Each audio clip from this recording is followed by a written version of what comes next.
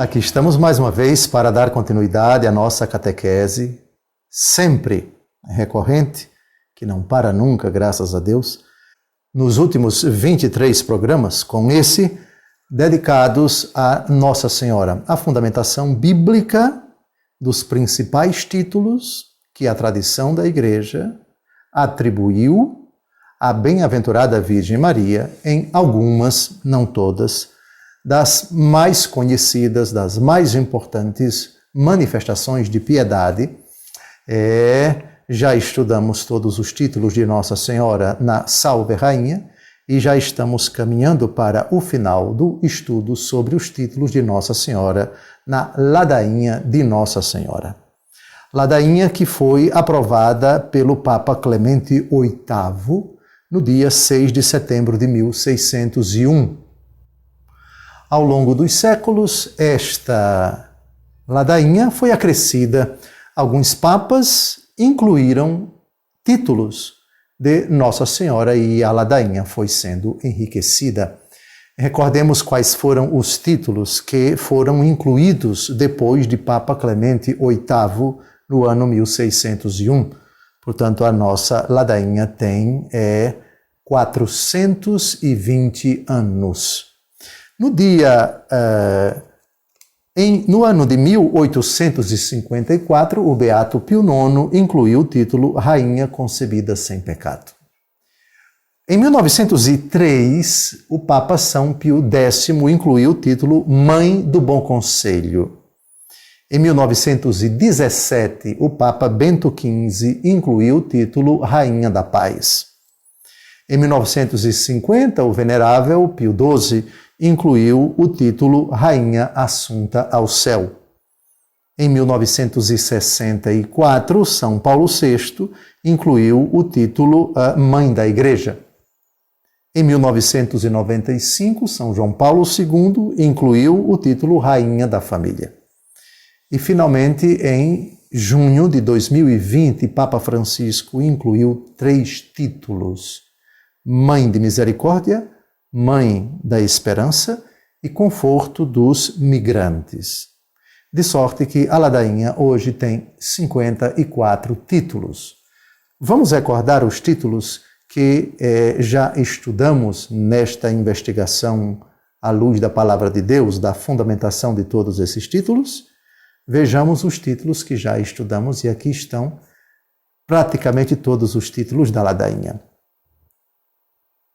Santa Maria, Santa Mãe de Deus, Santa Virgem das Virgens, Mãe de Jesus Cristo, Mãe da Igreja, Mãe de Misericórdia, Mãe da Divina Graça, Mãe da Esperança, Mãe Puríssima, Mãe Castíssima, Mãe Sempre Virgem, Mãe Imaculada, Mãe Digna de Amor, Mãe Admirável, Mãe do Bom Conselho, Mãe do Criador, Mãe do Salvador, Virgem Prudentíssima, Virgem Venerável, Virgem Louvável, Virgem Poderosa, Virgem Clemente ou Benigna, Virgem fiel, espelho de perfeição ou espelho de justiça, sede de sabedoria, causa de nossa alegria, vaso espiritual ou vaso insígne de devoção, tabernáculo da eterna glória, moradia consagrada a Deus, rosa mística, torre de Davi, torre de marfim, casa de ouro.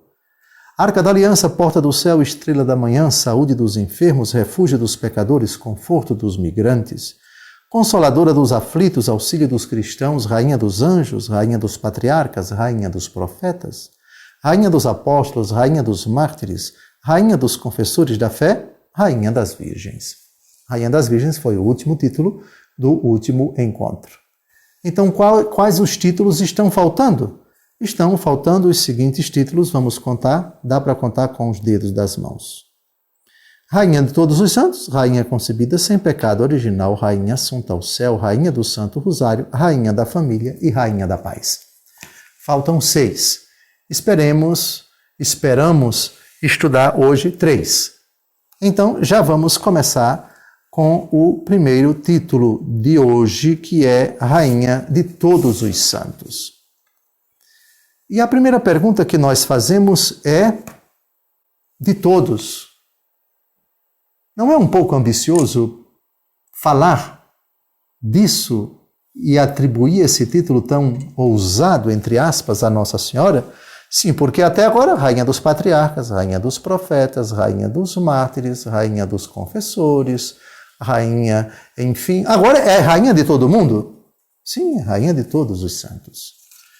Antes de tudo, é preciso nós definirmos quem são os santos.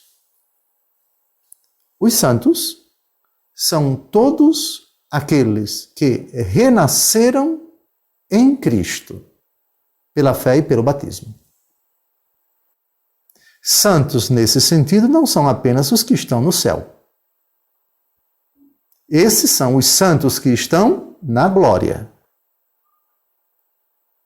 Dentre os santos que estão na glória, pouquíssimos foram declarados tais pela Igreja, pela canonização ou pela beatificação. Os beatos estão no céu, só que o culto aos beatos é um pouco circunscrito a certas partes do planeta Terra.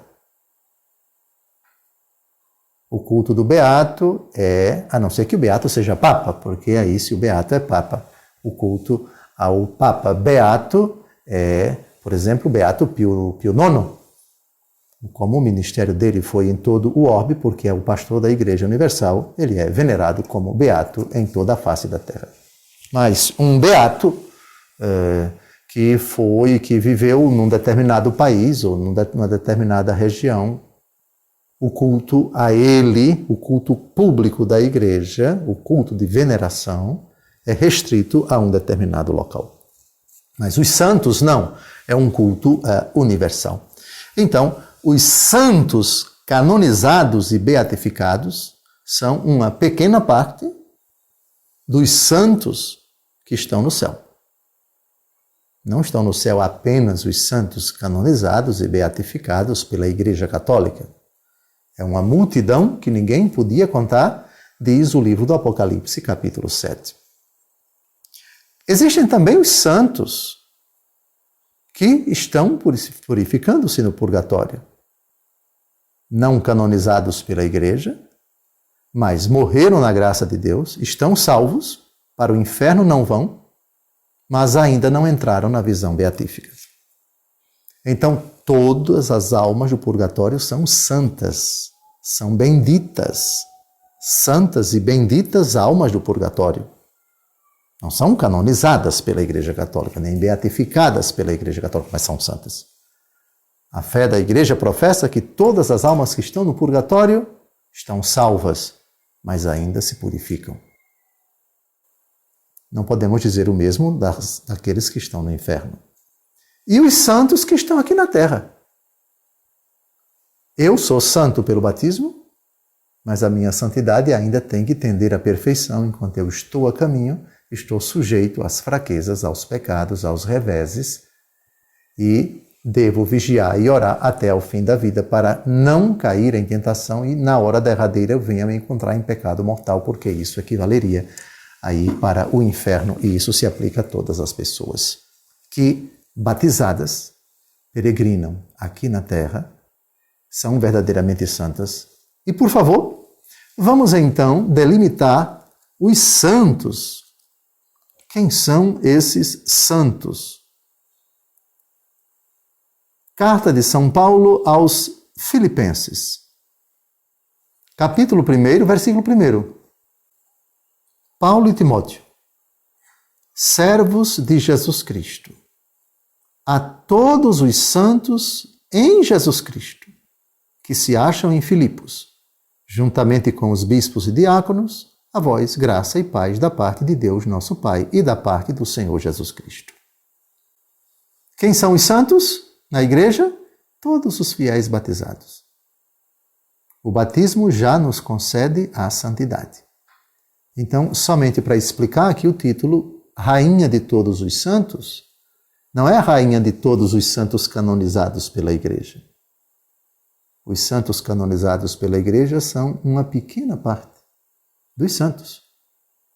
A senhora que está me ouvindo é batizada? É santa. Mas a sua santidade, como a de todos aqui na terra, tem que tender à perfeição. Pode ser perdida a santidade com o pecado mortal, e os santos que estão aqui na terra podem ir para o inferno. Então, no inferno, não dá para dizer quem está lá, mas no inferno um batizado é um santo que não soube conservar a santidade que Deus lhe concedeu e que na hora derradeira se encontrou em pecado mortal. Então é um santo pelo batismo que imprime caráter, um santo condenado. Aqui na terra, os santos somos todos nós que estamos a caminho, o que não nos dá nenhuma certeza de que iremos para o céu. Isso vai depender de nós, da graça de Deus, indiscutivelmente, porque Deus quer que todos se salvem e cheguem ao conhecimento da verdade. Mas só depende de nós, perder a santidade ou conservá-la na hora derradeira. Purgatório. Todas as almas que estão lá são santas. No céu, todos os que se encontram lá estão santos, sem mais nada a purificar, sem a possibilidade de pecar. E dentre os santos que estão na eternidade, alguns, pouquíssimos, imagino, foram canonizados pela Igreja. Santos e beatos. Ficou clara aqui a distinção? Muito bem. Vamos agora à carta aos Romanos, capítulo 1, versículos de 1 a 6. Paulo, servo de Jesus Cristo, escolhido para ser apóstolo, reservado para anunciar o Evangelho de Deus. Este Evangelho Deus prometera outrora pelos seus profetas na Sagrada Escritura, acerca de seu Filho Jesus Cristo, nosso Senhor, descendente de Davi quanto à carne, que segundo o Espírito de Santidade foi estabelecido o Filho de Deus no poder por sua ressurreição dos mortos, e do qual temos recebido a graça e o apostolado, a fim de levar em seu nome todas as nações pagãs à obediência da fé, entre as quais também vós sois os eleitos de Jesus Cristo, a todos os que estão em Roma, queridos de Deus, chamados a serem santos. Isso é o que interessa. Chamados a serem santos. A vós, graça, paz e paz da parte de Deus, nosso Pai, e da parte do Senhor Jesus Cristo. Agora, vamos a outra introdução, a carta de São Paulo aos Colossenses, capítulo 1, versículo 1. Paulo, apóstolo de Jesus Cristo pela vontade de Deus, e o irmão Timóteo, aos irmãos em Cristo, santos e fiéis de Colossos, a vós, graça e paz da parte de Deus, nosso Pai. São Paulo chamava todos os fiéis de santos.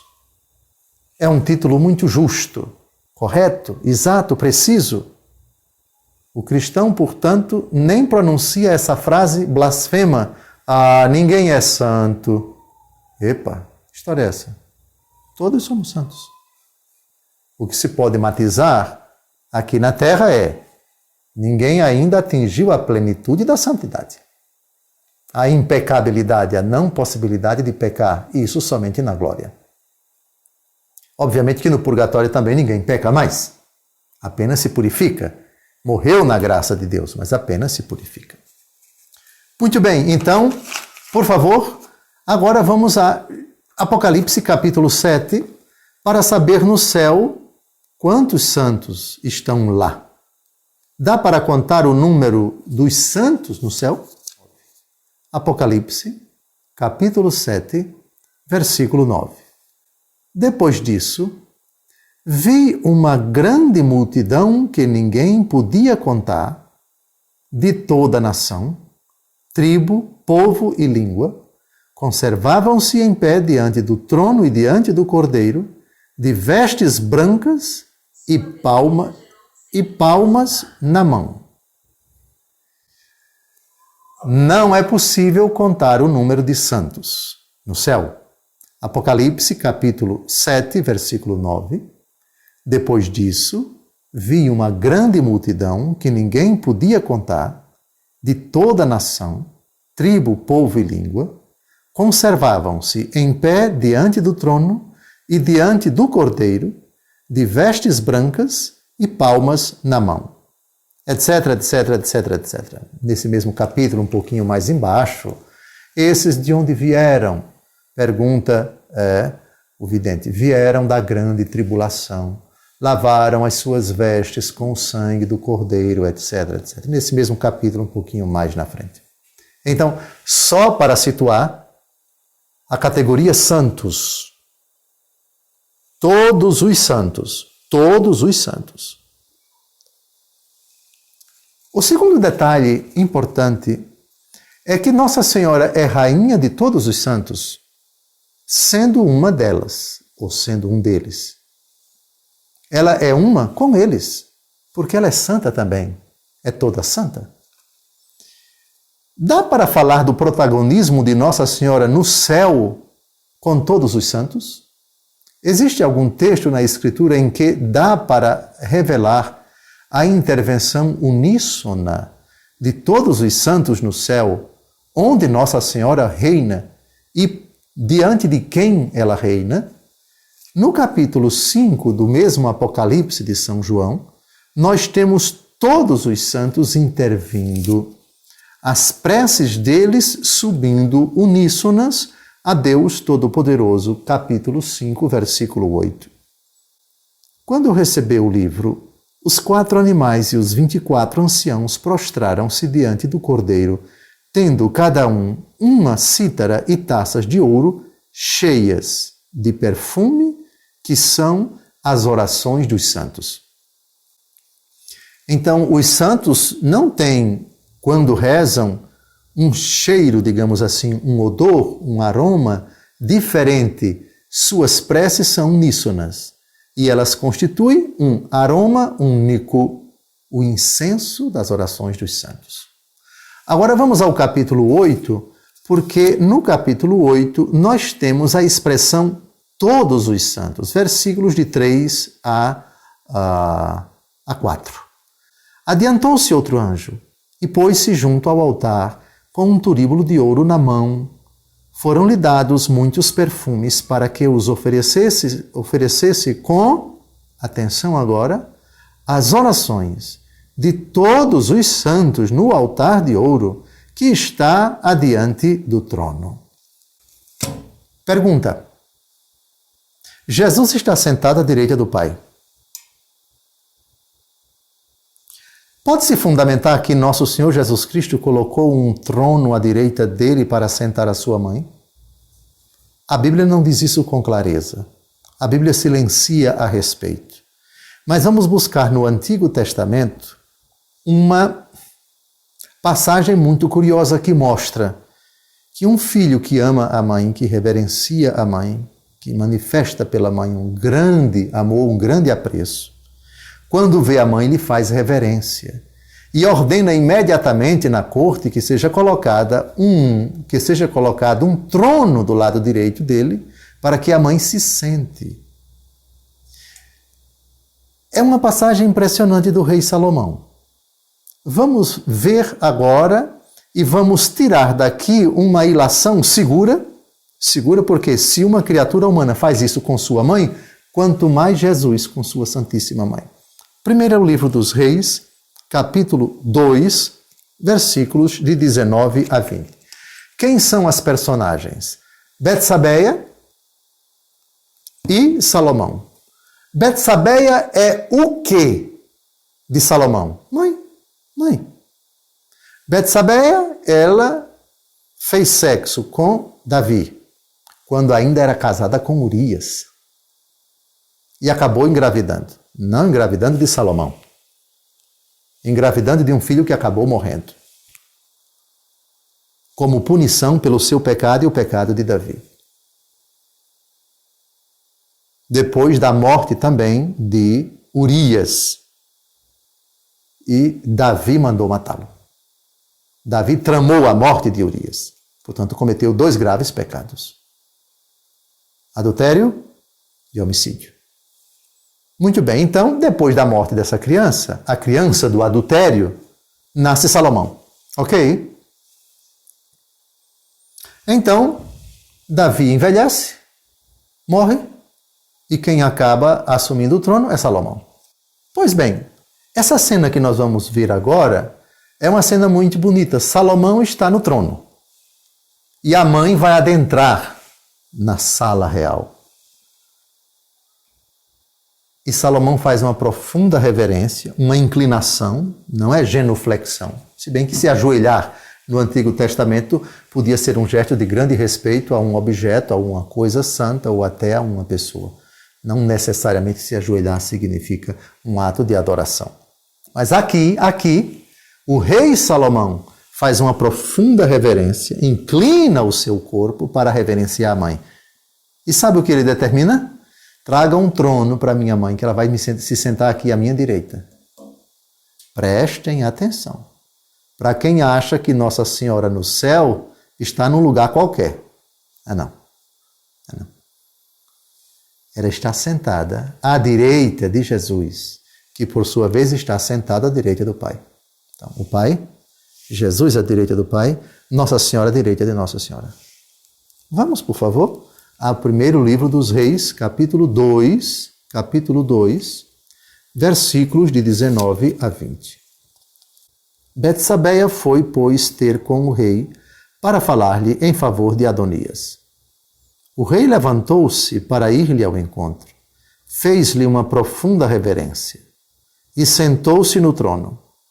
Mandou colocar um trono para sua mãe e ela sentou-se à sua direita. A pergunta: na Bíblia não está escrito que Jesus fez a mesma coisa com sua mãe no céu. Se uma criatura humana que é rei ou que foi rei aqui na terra fez isso com a mãe, quem é você para dizer que Jesus não fez isso com a mãe dele no céu? A toda pura, a toda santa, a cheia de graça, a mãe de Deus. Sim, aqui está o fundamento. Ela é rainha de todos os santos, porque é a mãe do rei que está sentada à direita do Pai. E o rei não vai prescindir dessa prerrogativa tão bonita. A realeza é de Jesus, o triunfo é de Jesus, a glória é de Jesus, mas a mãe está sentada à direita. Como Salomão fez questão com relação à sua santa mãe. Mandou colocar um trono à sua direita e a mãe se sentou ali. Não há nada mais óbvio, mais evidente. Rainha de todos os santos. Avancemos, por favor, porque agora nós vamos a Lucas capítulo 1, versículos de 31 a 33. São palavras do arcanjo Gabriel à Santíssima Virgem Maria, que já vai ouvir uma notícia a respeito de trono. Aqui ela talvez nem sabia. Mas aqui indiretamente o arcanjo já está falando dela. O teu filho vai se sentar no trono. E tu, mãe querida, tu te assentarás também num trono à direita dele. Lucas capítulo 1, de 31 a 33. Eis que conceberás e darás à luz um filho, e lhe porás o nome de Jesus. Ele será grande, e será chamado Filho do Altíssimo, e o Senhor Deus lhe dará o trono de seu pai Davi, e reinará eternamente na casa de Jacó, e o seu reino não terá fim. Não é nesta vida. Não é nesta terra, não é apenas naqueles que estão aqui. É um trono eterno, é um reino eterno, é uma realeza eterna. E tu, Maria, tu terás algo parecido com aquilo que Betsabeia teve. Primeiro livro dos Reis, capítulo 2, de 19 a 20. Ficou clara aqui a realeza de Nossa Senhora? Pairou alguma dúvida? Não. Muito bem. Avancemos agora. Rainha concebida sem pecado original. É o segundo título. Com toda certeza, nós tratamos já desse assunto quando abordamos na ladainha é o título Mãe Imaculada, o 11º título. Então, a fundamentação bíblica do dogma da Imaculada Conceição, eu remeto vocês aos vídeos anteriores, não dá para dizer se é o 5º, ou 6º, ou 7º, ou 8º, mas agora, graças a Deus, uma irmã católica está fazendo um trabalho muito interessante, começando pelos vídeos da fundamentação bíblica de Nossa Senhora. Ela está citando, fazendo um breve resumo daquele vídeo e as citações bíblicas contidas naquele vídeo, de sorte que qualquer pessoa na internet que digitar essas palavras-chave, ela vai encontrar com muita facilidade esses assuntos. Então eu remeto vocês, para não repetir, mas eu vou citar alguns versículos, sem dúvida alguma, para o título Mãe Imaculada. Ora, se já tratamos de Mãe Imaculada e agora aparece Rainha concebida sem pecado original, não é repetitivo? Não, não é. Porque Mãe Imaculada se refere à vida toda dela. Portanto, Nossa Senhora, ao longo da vida, não teve nenhuma mácula. Nem a primeira, nem qualquer mácula cometida com inteligência e com vontade. Ou seja, não teve nenhum pecado pessoal. Não teve nenhum vestígio de imperfeição. Isso nós já tratamos no título Mãe Imaculada. Agora é Rainha concebida sem pecado original. Aqui se refere somente àquele momento em que ela foi concebida no ventre de Santa Ana. Está claro? Muito bem. Então vejam que os fundamentos aqui serão apenas do dogma da Imaculada Conceição. Primeiro fundamento do dogma. Gênesis capítulo 3, versículo 15. Porém ódio entre ti e a mulher, entre a tua descendência e a dela. Esta te ferirá a cabeça e tu lhe ferirás o calcanhar. Ódio. Outra tradução, inimizade. Ódio é aquela condição em que alguém nutre por outra pessoa algo que não comporta nada de bom. Inimizade é a condição em que duas pessoas não têm nada em comum uma com a outra. E não se trata, vejam o texto, que não é inimizade unidirecional. Não é apenas inimizade do demônio com relação à mulher. A recíproca é verdadeira. Inimizade entre ti e a mulher. Entre a tua descendência e a dela. Ódio. Ódio. Portanto, se o inimigo que não tem nada com Nossa Senhora odeia Nossa Senhora que não tem nada com o inimigo odeia o inimigo. Está claro? Inimizade entre ti e a mulher, entre a tua descendência e a dela. Incompatibilidade completa. Ora, qual é a obra que agrada ao demônio numa pessoa? O pecado. Ora, o demônio não tem nada a ver com Nossa Senhora e vice-versa. Se a obra do demônio por excelência é o pecado, e Nossa Senhora é inimiga do demônio, Nossa Senhora não tem pecado. Nem poderia ter.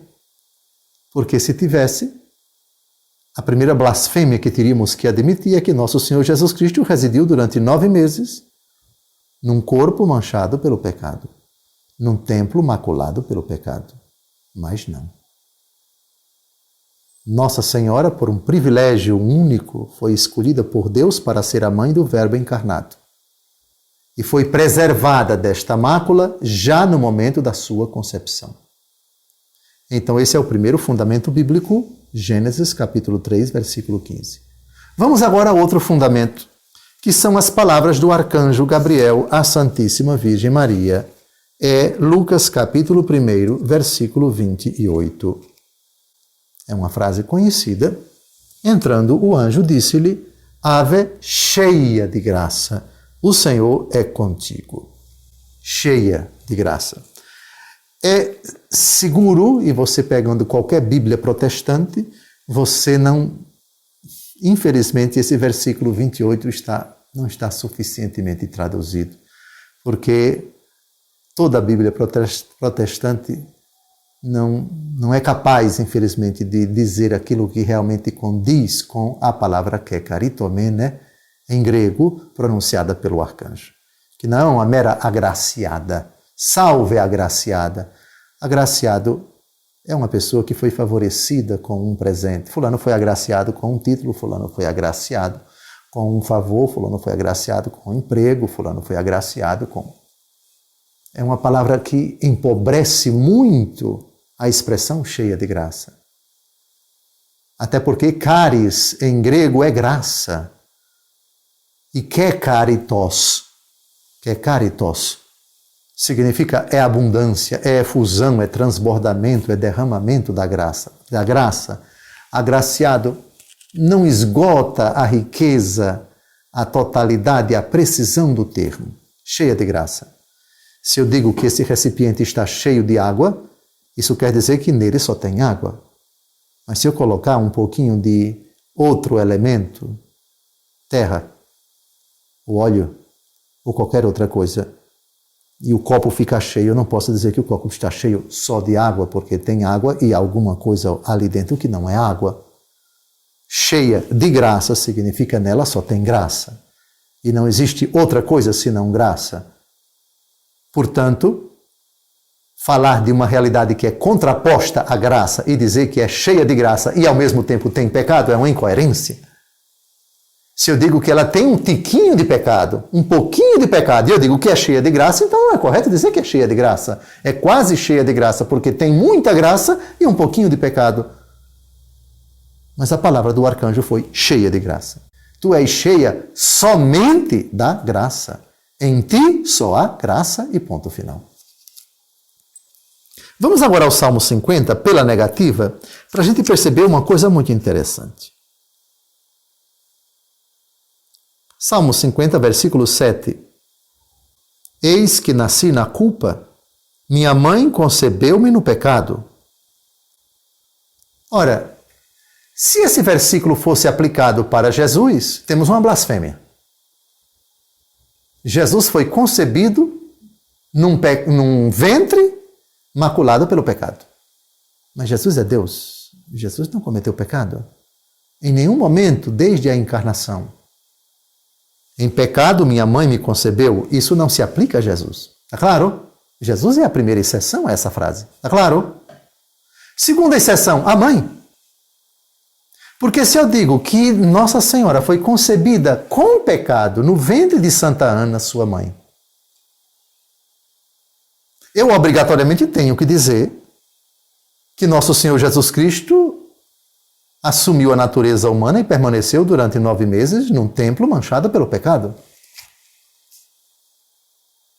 Ora, se eu fico numa casa durante 9 meses, uma casa suja, eu me sujo também. Não faz sentido. Ah, mas a regra é Romanos 3:23, por favor. Com efeito, todos pecaram e todos estão privados da glória de Deus.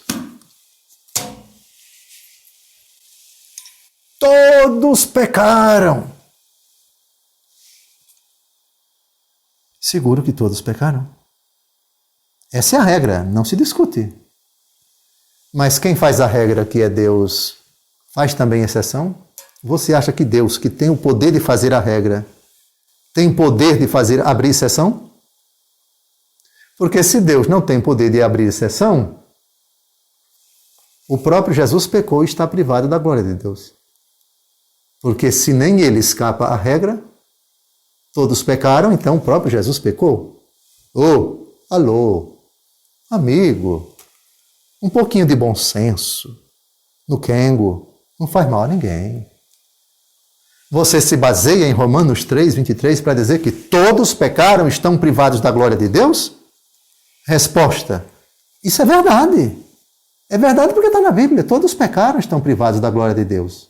Mas, por favor, amigo, essa regra foi feita por Deus. Essa afirmação foi feita por Deus.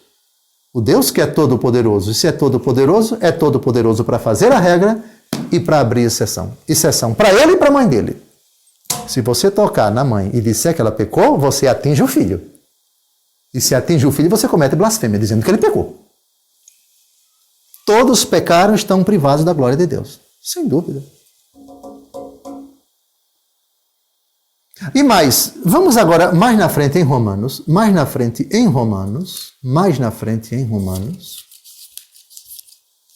capítulo 6, 23. Romanos 6, 23. O salário do pecado é a morte, enquanto o dom de Deus e a vida é a vida eterna em Cristo Jesus, nosso Senhor.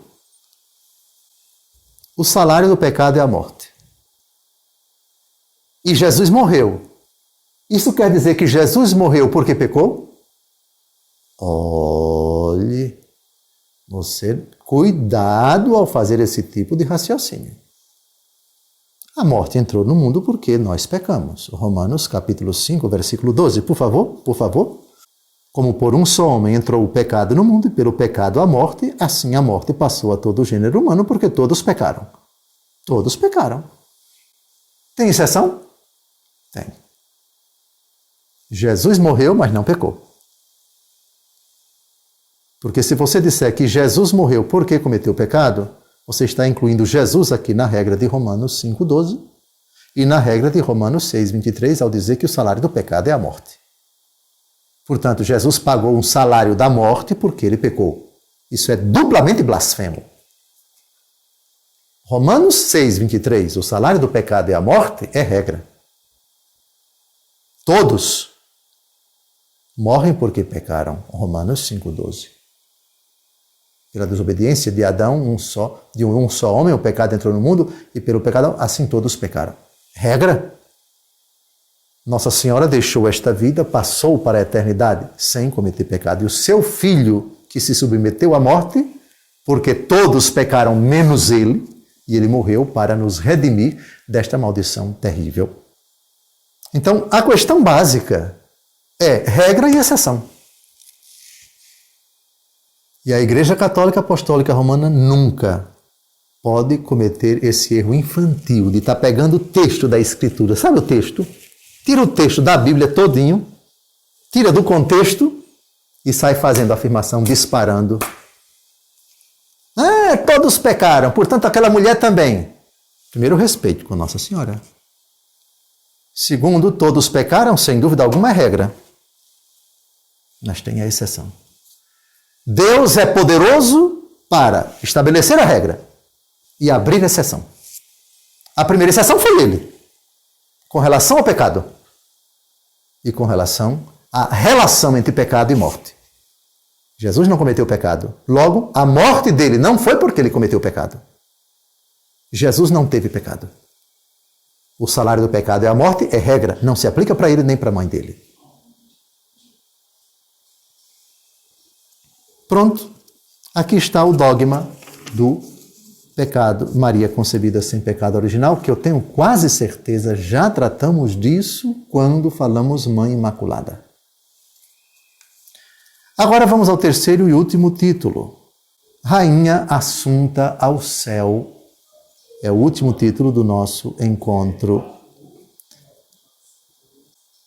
João capítulo 14, de 1 a 3.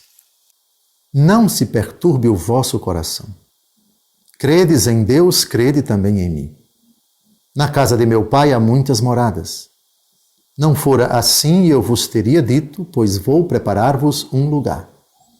Depois de ir e vos ter preparado um lugar, voltarei e vos tomarei comigo, para que onde eu estou, também vós estejais. Voltarei e tomar-vos-ei comigo. Na hora da morte, ninguém vai descansar no cemitério. É o corpo que vai para lá, se a pessoa tiver a possibilidade de o seu corpo ser levado para o cemitério. Porque há alguns que nem têm essa possibilidade, né? Ou porque, de inúmeras formas, não tiveram condições, como de fato há pessoas cujos corpos nunca foram encontrados. Outros foram comidos pelos peixes, etc. Outros tiveram seus corpos queimados por N motivos, etc, etc. Mas voltarei e tomar-vos-ei comigo. para que onde eu estou, vós estejais. Isso é para todo mundo que morrer na graça de Deus. A morte do ladrão crucificado do lado de Jesus é uma morte que já aponta que a pessoa que morre na graça de Deus, sem nenhuma imperfeição a purificar, imediatamente entra no paraíso. Foi o caso do ladrão. Atenção, Lucas 23, de 42 a 43. E acrescentou: Jesus, lembra-te de mim quando tiveres entrado no teu reino. Jesus respondeu-lhe: em verdade te digo, hoje estarás comigo no paraíso. Hoje. Nem é amanhã, nem depois de amanhã, é hoje. A entrada da alma do ladrão que se arrependeu e pediu perdão a Jesus foi imediata, direto para o paraíso. Está claro? Hoje, hoje. Ponto final, é hoje. Pergunta: com Nossa Senhora foi diferente? A grande pergunta é: a ressurreição vai acontecer da carne. Em que dia? É na hora da morte? Ou é somente no último dia? João, capítulo 6, de 39 a 40. Ora, esta é a vontade daquele que me enviou, que eu não deixe de perecer nenhum daqueles que me deu, mas que os ressuscite no último dia. Versículo 40. Esta é a vontade de meu Pai, que todo aquele que vê o Filho e nele crê tenha a vida eterna, e eu ressuscitarei no último dia. Então, qual é a regra? A regra é que todo mundo vai ressuscitar no último dia, quando o Senhor vier em glória, para julgar os vivos e os mortos. Regra: todo mundo ressuscita no último dia. Não é o último dia da vida de cada pessoa, é o último dia da história da humanidade. Todo mundo vai ressuscitar, inclusive os que estão no inferno. Daniel, capítulo 12, por favor, versículos de 2 a 3. Muitos daqueles que dormem no pó da terra despertarão, uns para uma vida eterna e outros para a ignomínia, a infâmia eterna. Os que tiverem sido inteligentes fugirão como o brilho do firmamento, e os que tiverem introduzido muitos nos caminhos da justiça luzirão como as estrelas, como um perpétuo resplendor. Todos despertarão, uns para a felicidade e outros para a ignomínia. No último dia, está claro? Está claro? Essa é a regra. Pergunta: quem faz a regra faz a exceção?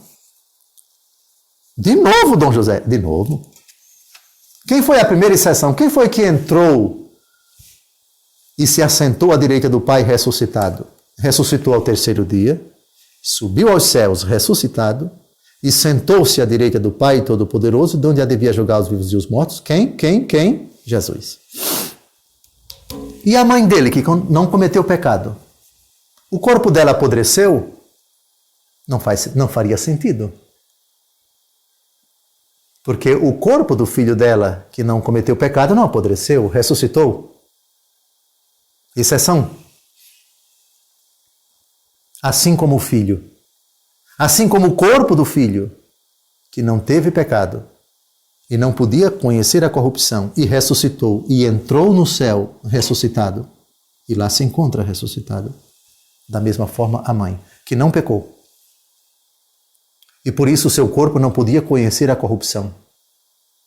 E por isso, como o corpo do seu filho após a morte subiu glorioso, entronizado no céu. A única exceção.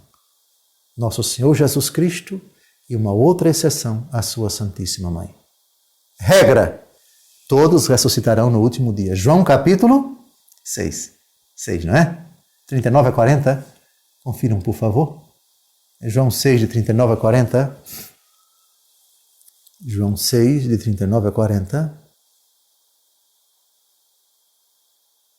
E eu ressuscitarei no último dia. Confere. Pronto. Aqui está Rainha Assunta ao céu. A rainha assentou-se à direita do Pai. À direita do Pai está o Filho. A rainha se assentou à direita do Pai e à direita do Filho. A rainha está sentada à direita do Pai, só que entre a rainha e o Pai está o Filho. Rainha assunta ao céu. Pronto. Terminamos 3 títulos. Vamos recordar quais foram: Rainha de todos os santos, Rainha concebida sem pecado original e Rainha assunta ao céu. Eu espero que os títulos tenham ficado bem explicados e a fundamentação bíblica tenha sido bem clara, a explicação bem mastigadinha. Terminamos o nosso encontro. Eu espero que o último, só faltam 3 títulos agora, viu? Quais são? Rainha do Santo Rosário, Rainha da Família e Rainha da Paz. Hoje terminamos a 23ª aula, só sobre os títulos de Nossa Senhora na Salve Rainha e na Ladainha. Então, o último encontro nosso, que vai ser o próximo, será o 24º. E aí teremos 54 títulos de Nossa Senhora com sua fundamentação bíblica. Eu espero que isso sirva, que esse estudo ao qual você tem acesso sirva para fundamentar profundamente tudo aquilo que você dirige a Nossa Senhora, esses títulos tão bonitos, esses títulos tão piedosos, que têm profunda, radical e completa fundamentação bíblica. Deus abençoe sua vida. Até o próximo encontro, se Deus quiser.